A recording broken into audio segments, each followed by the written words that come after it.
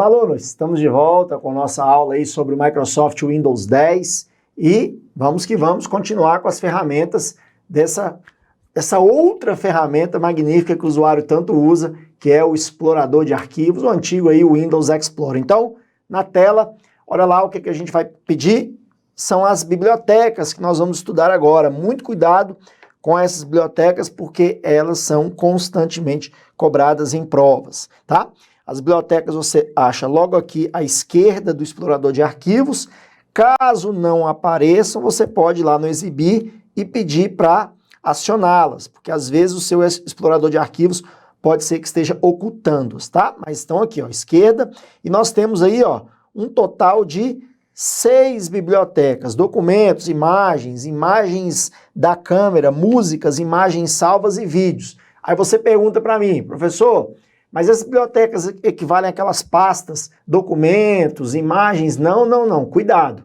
As bibliotecas, aluno, elas não têm função de armazenamento de arquivo. Então, elas não armazenam fisicamente os arquivos.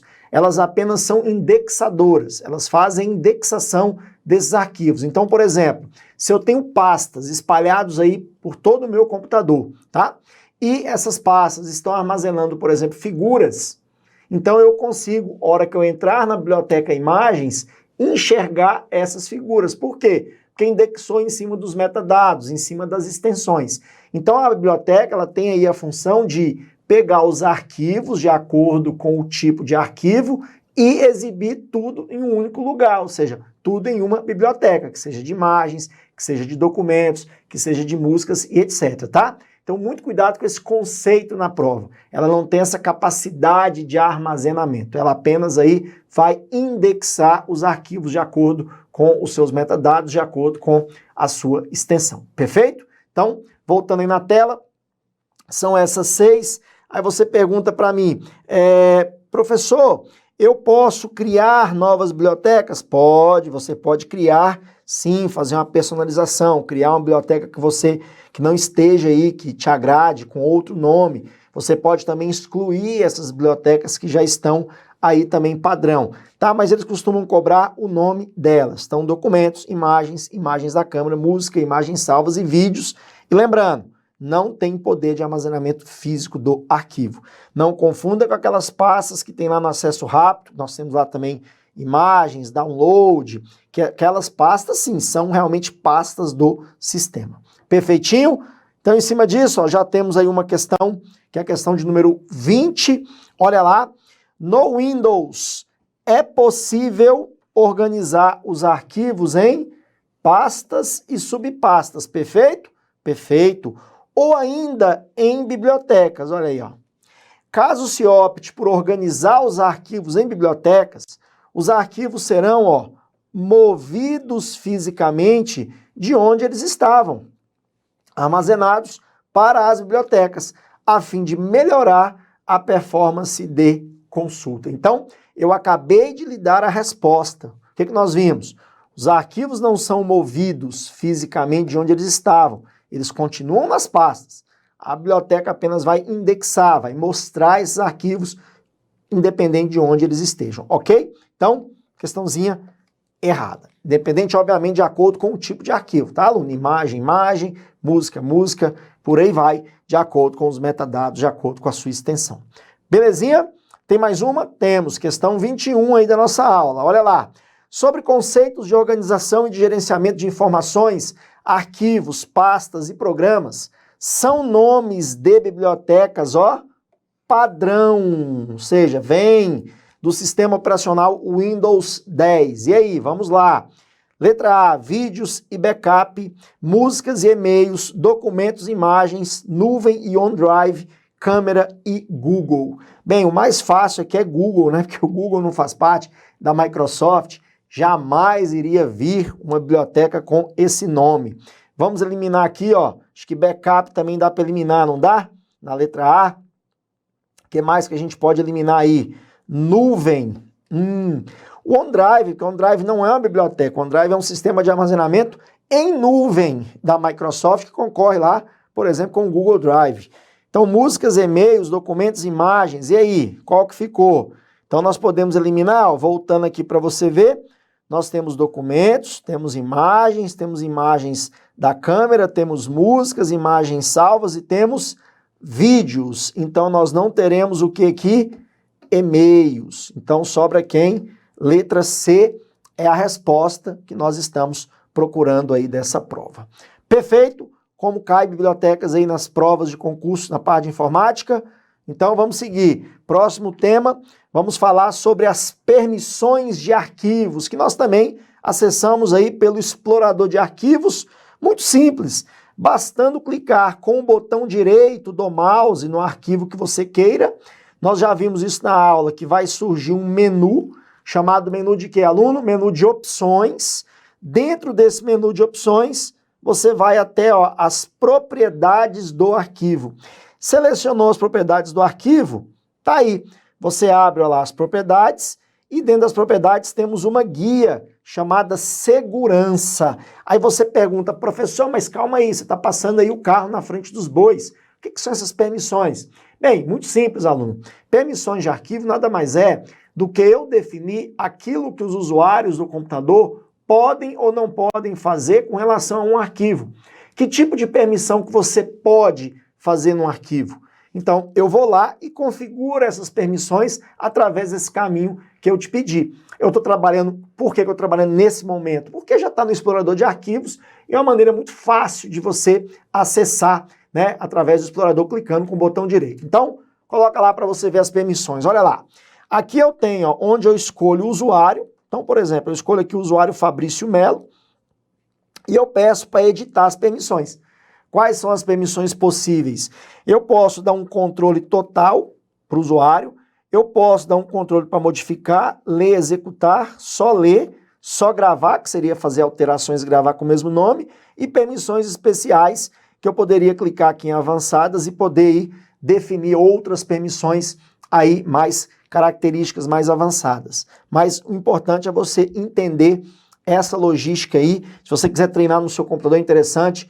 Você cria um arquivo teste, cria um usuário teste e vai tirando, colocando as permissões para você ver o tanto que é útil e o tanto que é interessante fazer essa definição para que as pessoas aí, né, não possam fazer tudo que elas quiserem com os arquivos da sua máquina. Perfeito? Então tá aí. Isso como é que poderia cair em uma prova, a gente vai ver para frente. Até nós já vimos, lembra da lixeira? Que quando um arquivo está com um bloqueio, ele não pode apagar o arquivo. Então, é aquilo que a gente viu também, tem tudo a ver, ok? Outra ferramenta que nós temos aí no explorador de arquivos é o Read Boost, que seria aí uma ideia de um turbo, né? Você turbinar o seu sistema, que é o seguinte, olha só, na aula de hardware, você deve ter aprendido comigo, se obviamente o seu edital tiver cobrado, você tiver assistido. Se o seu edital não tem hardware, não tem problema que eu vou explicar aqui novamente. Nós sabemos o seguinte, quer ver? Deixa eu desenhar, fica mais fácil. Coloca lá, deixa eu desenhar. Nós vimos na aula de hardware que você tem uma memória no computador chamada ROM. Nós temos outra memória, que é a memória secundária, que é o HD. E quando a gente instala o sistema operacional no HD, aluno, é criado uma memória virtual, tá? Então tá abreviado aqui, mas chama memória virtual. Deixa eu escrever aqui direito para você. Ó, virtual, ok? E aqui nós temos a memória principal da máquina, que é a memória RAM, ok? E a CPU, né, que é o processador e o cérebro do computador. Então, quando nós ligamos o computador, a memória ROM, ela é responsável em ligar o computador, dar o que nós chamamos de starter da máquina, fazer todo o processo de inicialização da máquina. E ela vem, ó, até o HD e simplesmente pergunta para o HD, aluno, se o HD tem o quê? Um sistema operacional, perfeito? Se o HD tiver um sistema operacional, a memória ROM dá o comando para esse sistema ser carregado dentro da memória RAM. Então, a memória RAM é a memória que abarca, que recebe o sistema. É aqui que nós chamamos de boot. Então, quando você vê aquele termo, lembra do boot, que a gente viu dual boot no início da aula? Boot é isso, é a inicialização do sistema operacional na memória RAM. Então, a memória RAM, ela roda tudo aquilo que está sendo executado no computador. Porém, a RAM tem um limite. Então vamos supor que você comprou um computador que tem uma capacidade de 4 GB de armazenamento de memória RAM.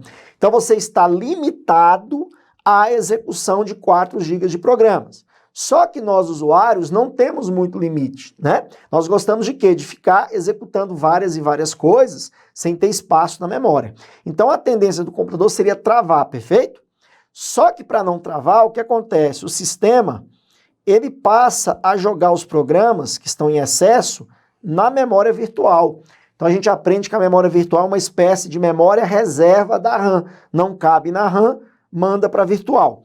Porém, seu sistema fica muito lento, porque o HD é um dispositivo bem mais lento do que a RAM. Então você tem uma queda de velocidade muito grande no seu computador. Então o que a Microsoft desenvolveu? Ela simplesmente teve a seguinte ideia: um pendrive, que a gente conhece pendrive como memória o quê? Como memória flash, que é a memória rápida, é uma memória mais rápida do que um HD, que é um dispositivo mecânico. Então, por que não criar uma memória virtual dentro de um pendrive? Então, a Microsoft criou o Read Boost, esse turbo aí. Como é que você entra? Espetou o pendrive, ou então um cartão de memória também é memória flash, no seu computador, vai até as propriedades, igual eu expliquei agora, com o botão direito. Isso pode ser lá no explorador de arquivos, que é o que a gente está trabalhando aqui agora, e vai ter uma aba no seu pendrive ou no seu cartão chamado Read Boost, onde você pode dedicar um espaço, tá vendo? Você pede para usar o dispositivo e você escolhe a quantidade de megabytes que você quer usar. Então você tem um pendrive de 8 GB, você pode usar 1,5 GB, 2 GB, ou então dedicar todo o pendrive para o Read Boost. O que vai acontecer? Quando o Windows precisar de memória virtual, o que vai acontecer?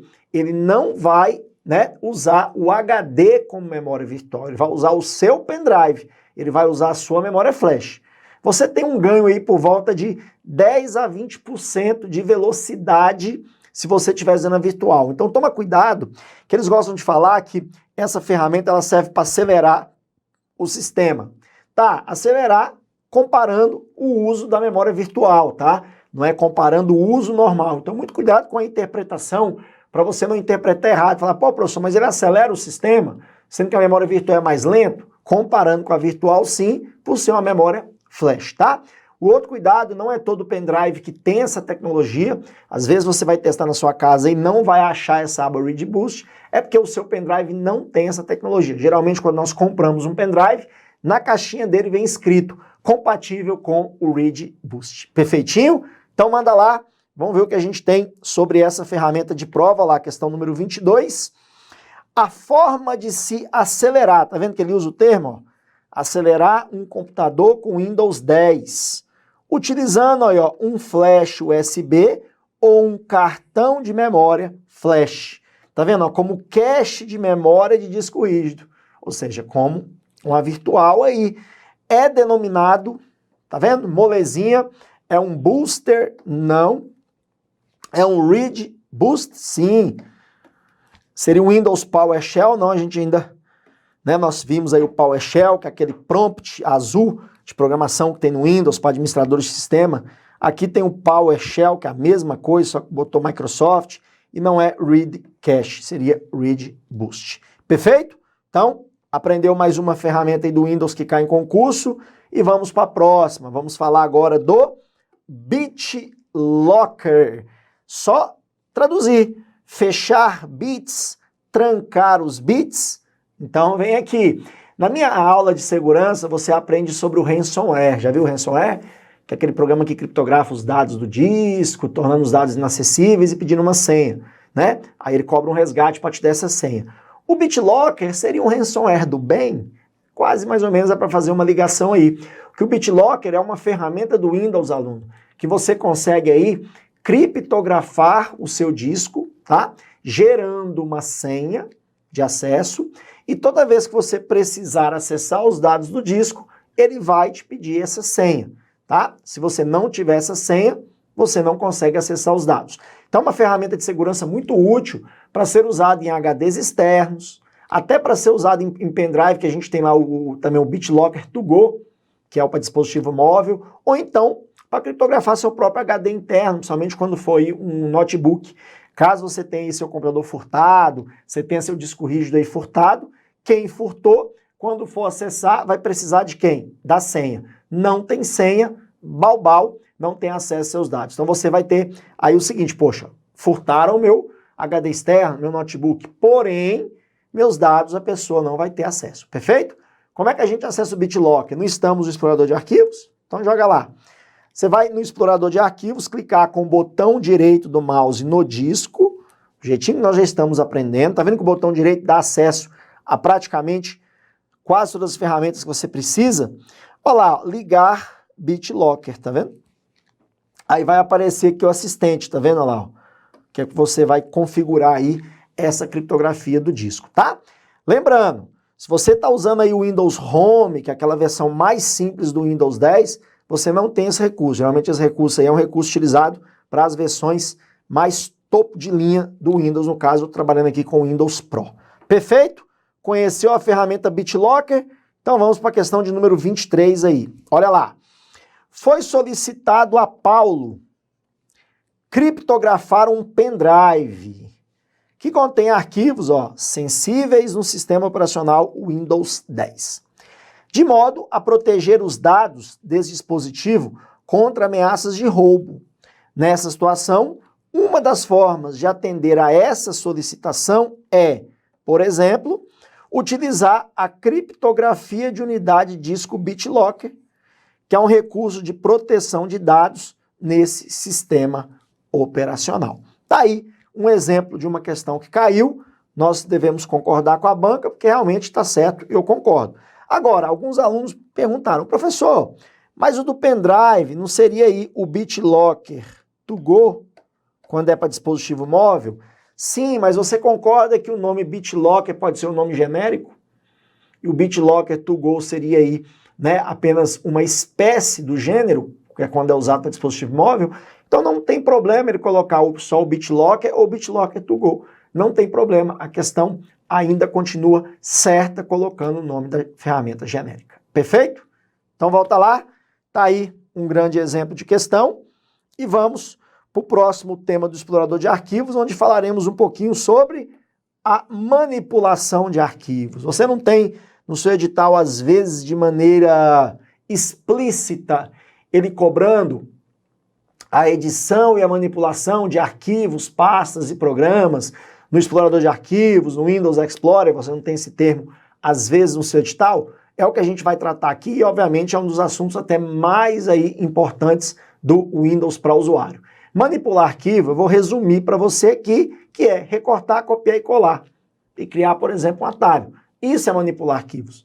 Então, quando você fala para mim que você está recortando, que você está copiando ou está colando, eu entendo que você está manipulando arquivos, ok? Gerenciando arquivos. E esses nomes costumam ter o quê? Sinônimos. Quer ver? Dá uma olhada na tela aí sobre os sinônimos, ó. Quando ele falar, aluno, para você em recortar, você pode entender que ele está movendo ou está transferindo o arquivo, hein? Cuidado com isso, são termos sinônimos, tá?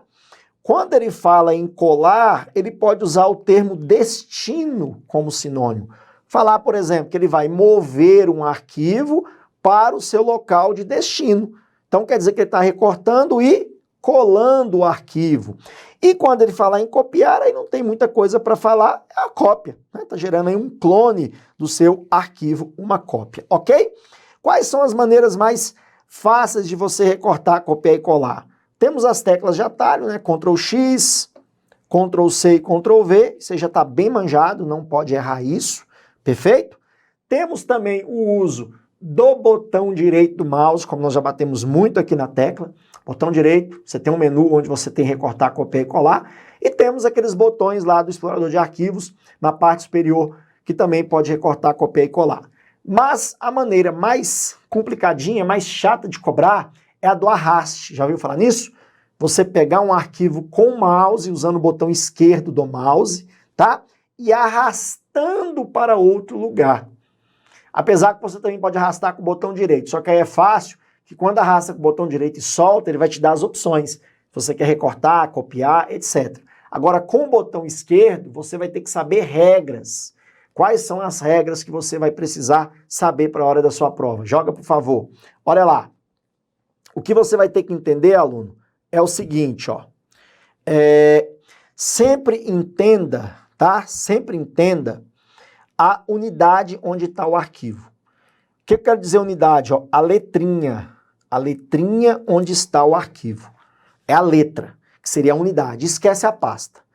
Então, quando ele cobrar na prova que você está arrastando um arquivo que está dentro da mesma unidade, ó, você só está trocando de pasta, você vai recortar esse arquivo. Olha a setinha que eu estou puxando, ó.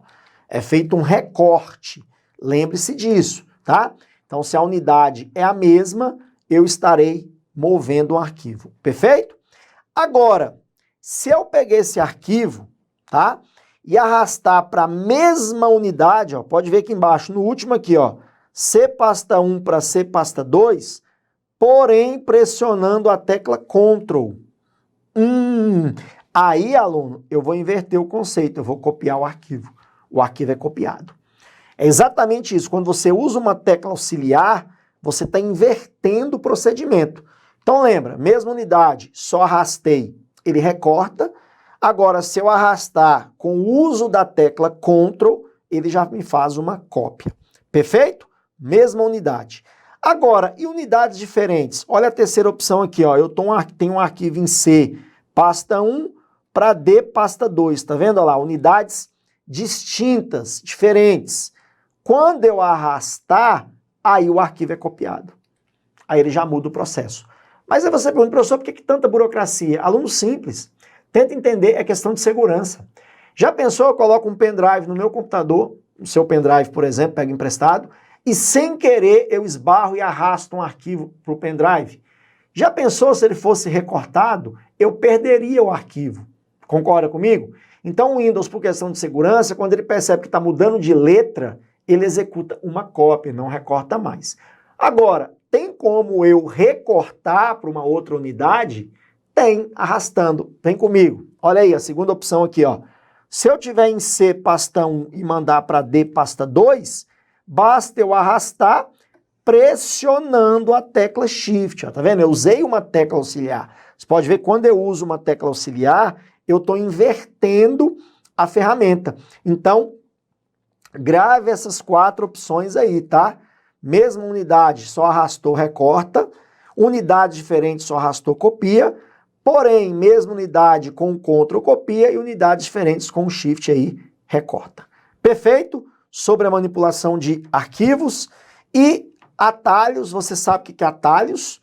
É todo o íconezinho que tem essa setinha aqui. Significa que é um atalho. O Windows trabalha com aquele atalho que não vincula totalmente a um arquivo, é apenas uma ponte para você chegar até o arquivo. Então não é uma cópia do arquivo. Tanto se você apagar o arquivo, o atalho não serve para nada, sabia disso? Se você apagar o atalho, problema, né? Não tem nada a ver. Agora, se apagar o arquivo, o atalho não serve para nada. Para criar um atalho arrastando, você pode aí arrastar com a tecla Alt. Ele também faz aí a criação de um atalho, é a tecla tradicional. Bacaninha, perfeito, perfeito, perfeito. E outra informação sobre nomes de arquivos, sobre a manipulação de arquivos, é ter cuidado com alguns caracteres e com alguns nomes. Vamos entender como é que o Windows 10 interpreta. Olha só, na mesma pasta, saiba que o Windows, nesse quesito aqui, ele não é case sensitive, né? Ele já é case insensitive. Professor, o que é case sensitive, professor? É a diferenciação de letra maiúscula para letra minúscula, ó. Então, se na mesma pasta eu tenho um arquivo, ó, documento docx em caixa baixa e documento docx em caixa alta, para o Windows é o mesmo arquivo. Ele vai dar aquela mensagem que não pode ser armazenado 2 arquivos com o mesmo nome dentro da mesma pasta. Toma cuidado com isso aí, perfeito? Tá? E outra informação importante é quantos caracteres eu poderia ter no nome de arquivo. O Windows entende o seguinte, aluno, ó, da letrinha C, 2 pontos, até a extensão, até o último caractere, você pode ter um total de até 260 caracteres, tá? é o que o Windows permite, contando o endereçamento todinho até a extensão, ok? E existem os famosos caracteres não permitidos também. Então, quando você vai dar um nome a um arquivo, tem determinados caracteres que você não pode usá-los de maneira alguma nos nomes de arquivos e pastas. São esses aí, tá vendo? Ó, as 3 barras, os 2 pontos, tá vendo? O asterisco, a interrogação, aspas duplas, menor e maior, não podem ser usados. Se você tem dificuldade em aprender esses caracteres, lembra dessa bonequinha aí, ó. Tá vendo a bonequinha? Onde, ó, tem um cabelinho dela, ó lá, os olhinhos, a boca, ela com os braços cruzados e o vestidinho dela aí, ó, tá vendo? Você pode fazer esse desenho que você não esquece isso na hora da prova. Fechado comigo? Bacana sobre esses detalhes? Então vamos fazer um pouquinho de questão pra gente, né, relembrar e reforçar nosso aprendizado. Olha lá, no ambiente Windows, os caracteres, ó, asterisco, a barra normal e a contrabarra não são permitidos. Olha, um não, ó. Não são permitidos a atribuição de nomes de arquivos, pois são considerados caracteres o quê? Especiais, empregados, por exemplo, em comandos para execução de tarefas específicas. Perfeito. Para dizer melhor, o que são, onde são empregados esses caracteres? Por exemplo, as barras, né? Barra você utiliza em endereçamento, tanto a barra invertida para endereçamento interno do Windows, como a barra normal para endereçamento de rede, que a gente usa muito aí para acessar ambientes de rede. E, por exemplo, o asterisco. O asterisco já é usado como um coringa para fazer uma pesquisa. Ele substitui qualquer coisa.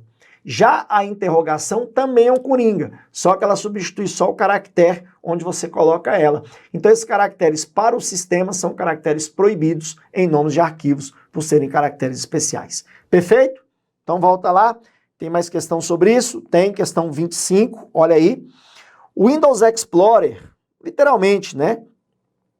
O explorador de arquivos, nome pelo qual é encontrado na versão portuguesa de todas as versões do Windows, é um gerenciador de arquivos e pastas do sistema Windows, ou seja, é utilizado para cópia, exclusão, organização, movimentação e todas as atividades de gerenciamento de arquivos.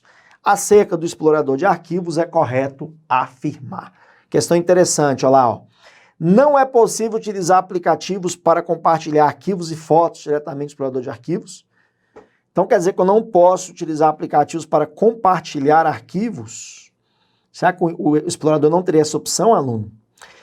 Vamos lá, letra B. O Google Drive é disponibilizado por padrão no explorador de arquivos? Opa, isso nós já matamos, hein?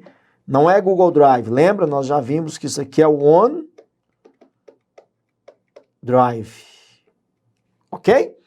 Letra C. Para que uma pasta apareça no acesso rápido do explorador de arquivos, basta clicar na mesma com o botão, ó, direito do mouse e selecionar a opção fixar no acesso rápido. Cara, eu estou falando tanto de botão direito que você já passou a desconfiar a resposta, né? Letra D, não é possível compartilhar arquivos diretamente no explorador de arquivos. Então quer dizer que eu não consigo fazer compartilhamento na principal ferramenta de gerenciamento de arquivos do Windows. Tá de brincadeira, né? Então, qual que você acha aí que é a mais óbvia, aluno? Provavelmente a letra C, tanto que a gente bateu aí sobre o botão direito, dar opções, não é isso? Então tá aí, letra C. Aí, ó, onde que você pode fixar, tá vendo? Cliquei com o botão direito, ó, no arquivo, ó, fixar no acesso rápido. Aí ele passa a vigorar lá dentro do acesso rápido. Perfeito, perfeito, perfeito. E eu tenho aqui, ó, o compartilhamento só para você tirar suas dúvidas, ó. Eu pego um arquivo, por exemplo, vou até a guia compartilhar lá. Eu tenho sim a opção de compartilhar o arquivo, ó, com os softwares que estão configurados ou que são compatíveis com esse compartilhamento. Um arquivo do Word, eu posso compartilhar, por exemplo, num programa e-mail, já poder fazer o compartilhamento dele direto. Então o Windows, ele oferece sim opção de compartilhamento aí. Bacana? Vamos a 26? Um usuário está com uma janela de explorador de arquivos sobre a parte da área de trabalho do Windows 10. Nessa janela estão os arquivos da pasta documentos, ó, que fica na mesma partição do HD. Então, mesma partição, eu entendo C, certo? onde o Windows está instalado. Se ele arrastar um arquivo da janela do explorador de arquivos e soltar sobre a área de trabalho do Windows, o arquivo, essa você já sabe. Letra A, continuará na pasta documentos, mas será criado um atalho para ele na área de trabalho? Não, o atalho você poderia arrastar aí com a tecla Alt. Será movido da pasta documentos para a área de trabalho? Mesma partição? Tá interessante, né? Porque movido é sinônimo de quê? De recortar. Letra B tá bacana. Letra C, será enviado para a lixeira, já que a área de trabalho só comporta atalhos para aplicativos de software? Não. Será fixado na barra de tarefas para que possa ser aberto posteriormente de forma rápida? Não. Será apenas copiado da pasta documentos para a área de trabalho, criando um atalho para o arquivo? Também não. Tá aí, certeza que você marcou a letra B e foi feliz junto comigo, né? Vamos mais uma, questão 27, olha lá. No Windows, quando o ícone associado a um arquivo for arrastado para um disco diferente do atual. Então, o que eu entendo? C para D, ó. É assim que eu entendo, certo? Será criada uma cópia do arquivo, sendo mantido o arquivo no disco de origem? Essa você matou. Se são unidades distintas e eu apenas arrastei, será realizada uma cópia. Questão que? Correta. Pode marcar sem medo que você vai acertar a questão. Perfeito? Mais uma. Um usuário utilizando o Windows 10 versão português seleciona um arquivo do tipo TXT, cujo nome é o quê? Currículo. Nesse momento, esse usuário copia o arquivo e o cola várias vezes na mesma pasta. Assinale a alternativa que apresenta corretamente o nome dado a esse arquivo para a primeira cópia. Olha aí, aluno, como é o mesmo arquivo, como eu disse, você não pode armazenar o mesmo arquivo com o mesmo nome na mesma pasta. Então o Windows ele vai fazer o quê? Ele vai mudar o nome do arquivo, tá? E aí, vai ficar currículo, cópia 1 TXT, cópia currículo TXT, currículo, cópia TXT ou cópia currículo 1 TXT. É uma questão mais enjoada para quem nunca viu isso na prática, né? Aí é você tentar entender. Deixa eu te dar um exemplo aqui, ó.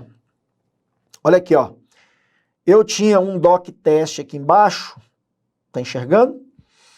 Eu fiz isso, eu copiei 2 vezes na mesma pasta, ó. A primeira vez que eu copiei, ele manteve o doc teste, mas ele criou um nome chamado cópia, no primeiro. E no segundo que ele numera, doc teste, cópia 2, ó, entre parênteses. Então ele dá o nome cópia após o nome sem número, e após a primeira cópia ele passa a numerar com 2. Então vai vir um nome, currículo, então elimina a B e elimina a D, e seria o quê? Cópia TXT, como na letra C, porque ele não dá esse número 1 aqui. Então, respostinha, letra C. Fechou comigo ou não fechou comigo? Bacaninha demais. Então, beleza. Vamos fechar esse bloquinho? Então, fecho. Volto com você já já. Grande abraço.